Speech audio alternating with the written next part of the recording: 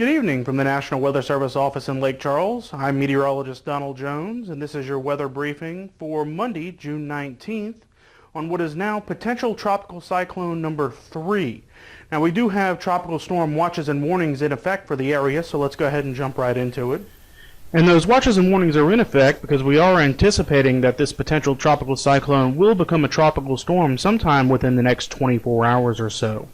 Now, the tropical storm watch extends from High Island, Texas to Intracoastal City, Louisiana, while the tropical storm warning is in effect from Intracoastal City eastward through southeast Louisiana.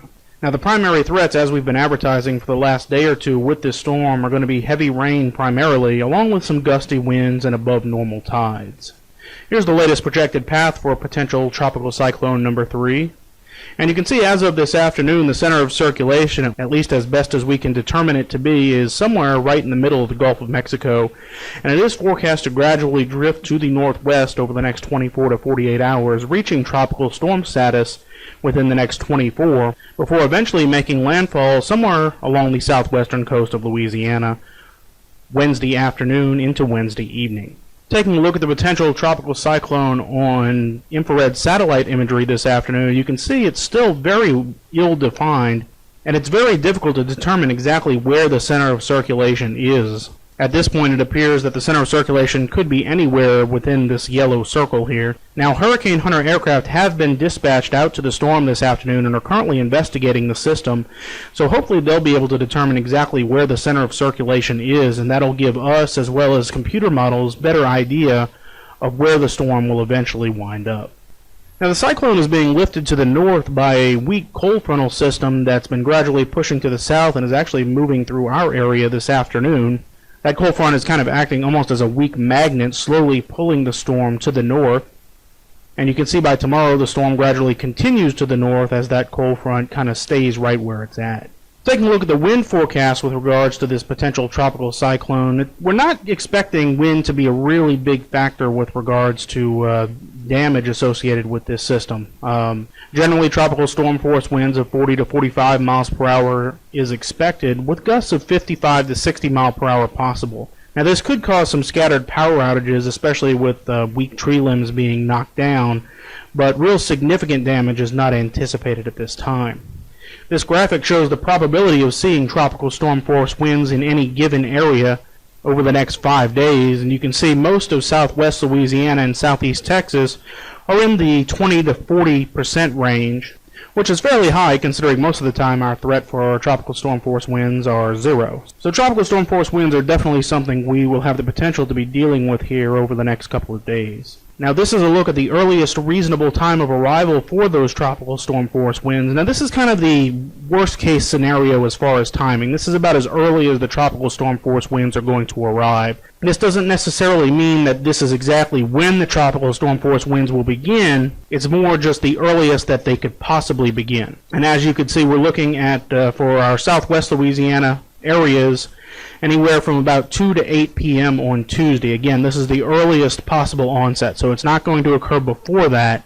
And chances are it's probably going to be more late Tuesday night into Wednesday before we actually start seeing those tropical storm force winds. Here's a look at the forecast rainfall totals, and as expected with these weak little tropical systems, the majority of the rainfall is going to be distributed away from the center of circulation and more specifically to the east of the center of circulation. So this is assuming that the center of circulation makes landfall somewhere along the Cameron or Vermilion coastline, and the majority of the heaviest rainfall is going to be east of that. Now, if the storm was to make landfall further west, then that would result in the heavier rainfall totals being pushed further west, perhaps into Lake Charles, where for at least right now, the majority of the heaviest activity is expected to be over from Baton Rouge eastward into southeast Louisiana, where 2 to 5 inches are expected, and that 10-inch bullseye that's currently offshore could be shifted further west onshore if the projected path of the storm changes. So this is a look at the threat overview. Right now, the largest threat is going to be for rainfall and flash flooding.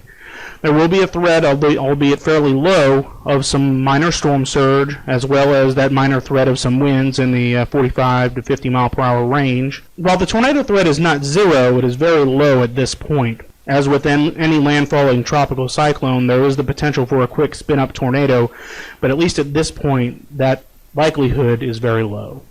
Also notice on the bottom right-hand side of this graphic we have our confidence level, and given the ill-formed nature of this storm, our confidence in terms of both intensity and direction is very low at this time. So to summarize, we have a potential tropical cyclone 3 that could become a tropical storm within the next 24 hours.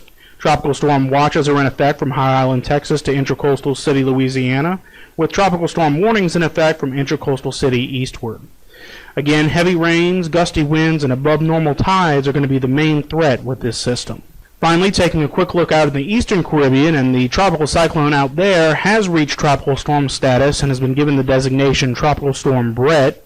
It's going to begin interacting with the coast of South America here shortly and isn't expected to last more than just a couple of days before it eventually dissipates. It's not going to be a threat to our area, but it did take the B-name storm Brett, so if the potential tropical cyclone in the Gulf does develop, it would be given the C name, which will be Cindy. We'll continue to provide updates on these tropical systems as long as the threat remains. Our next briefing is scheduled for tomorrow morning sometime, so be on the lookout for that. Have a great evening.